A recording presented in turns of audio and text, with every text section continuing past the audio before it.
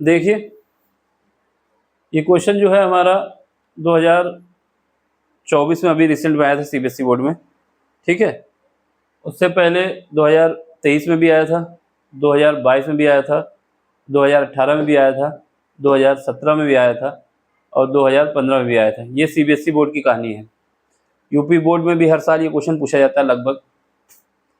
हमें क्या गिवन है और उसको सॉल्व करना है। क्या गिवन है, 0 से π/2 sin 2x और cos 3x dx। इसको हमें सॉल्व करना है। कैसे करेंगे देखते हैं।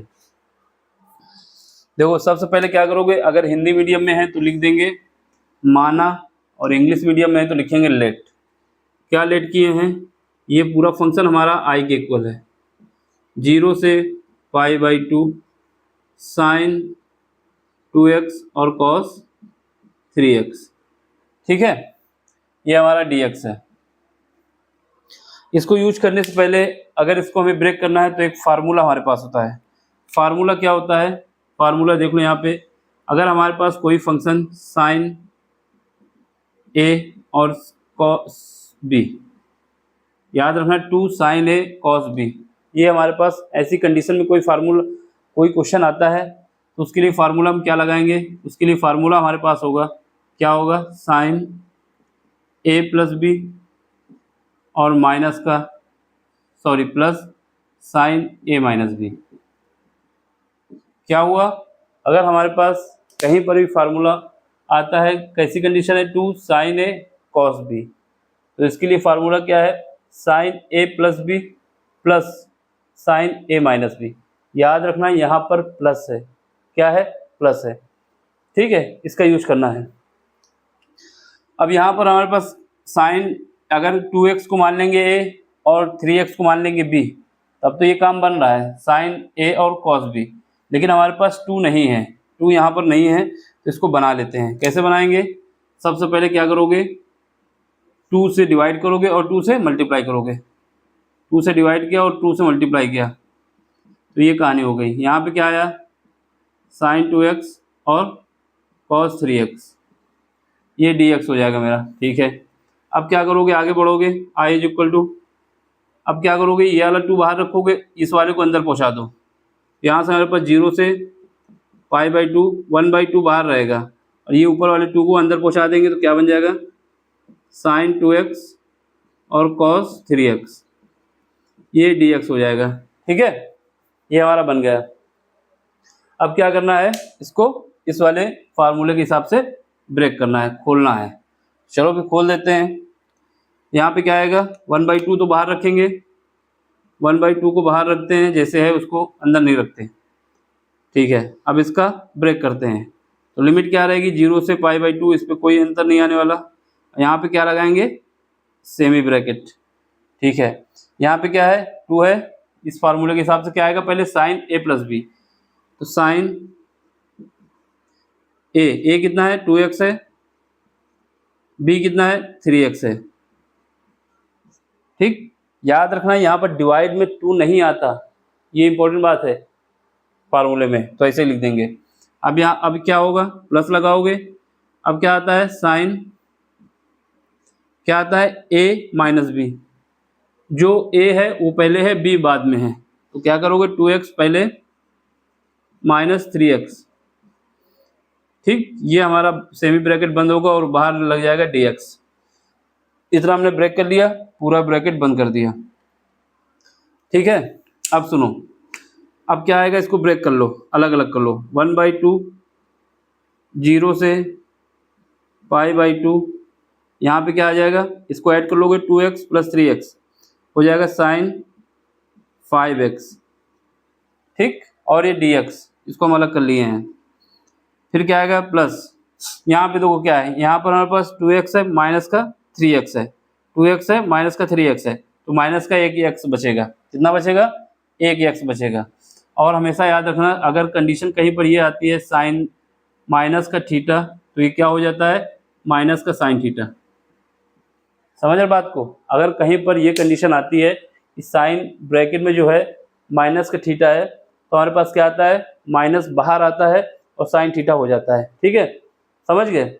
उसी का यूज होगा। तो यहाँ पर क्या है 2x है, यहाँ पर माइनस का 3x है, तो एक माइनस एक्स बाहर आएगा, उसको ये माइनस कर देगा, ये प्लस था ये बाहर कर देगा इस कंडीशन के हिसाब से। तो यहाँ पे क्या आ जाएगा, लिमिट हमारी 0 से, लिमिट तो रहेगी ऊपर से इसके साथ क्या 1/2 भी चल रहा है, 1/2 बाहर रखेंगे और लिमिट क्या रखेंगे 0 से π/2, 0 से π/2। यहाँ पे क्या आ जाएगा साइन एक्स और dx, ठीक है, ये हो गया। समझे साइन एक्स कैसे आया, यहाँ पर माइनस साइन एक्स आना चाहिए, लेकिन हमने इस वाली प्रॉपर्टी का यूज करके माइनस को आगे लगा दिया है, तो ये हमारा क्या आ गया साइन एक्स dx आ गया। अब हमें इसका सीधे इंटीग्रेशन कर लेना है और सॉल्व कर लेना है। चलो फिर करते हैं 1/2, ठीक है। अब सुनो, कुछ और फार्मूले याद होने चाहिए। जैसे एक फार्मूला हमारे पास ये है, अगर हम इंटीग्रेशन कर रहे हैं किसका, साइन ax dx का, क्या किए हैं साइन ax dx का इंटीग्रेशन कर रहे हैं। क्या होगा, ये जो हमारे पास है a, सबसे पहले a का डिवाइड हो जाएगा 1/a हो जाएगा, और इसका क्या हो जाएगा, साइन का इंटीग्रेशन क्या होता है माइनस का cos x, cos ax, समझ गए। सबसे पहले a जो a है ये डिवाइड में आ जाएगा और साइन x का माइनस का cos ax हो जाएगा, ये फार्मूला है हमारा। चलो इसको करो फिर, यहाँ पे क्या आ जाएगा, यहाँ पे क्या करोगे 1/5, ये तो आ गया, और इसका क्या आएगा माइनस का cos 5x, फिर क्या आएगा 0 से π/2, समझ गए, 0 से π/2। अब यहाँ पे आओ, यहाँ पर हमारे पास माइनस है 1/2 तो बाहर ही रहेगा, इसका क्या आएगा, इसका आ जाएगा माइनस का cos x, और यहाँ पे लिमिट क्या आएगी 0 से π/2। देखो अगर हमारे पास इंटीग्रेशन क्या होता है साइन x, इसका मतलब क्या है, यहाँ पर a की वैल्यू कितनी है 1 है, ये क्या हो जाएगा, ये हमारा माइनस का cos x हो जाएगा, सिंपल सा है। प्लस कांस्टेंट टर्म लगाना चाहो तो लगा दो दोनों में, क्योंकि सी भी आता है, ठीक है।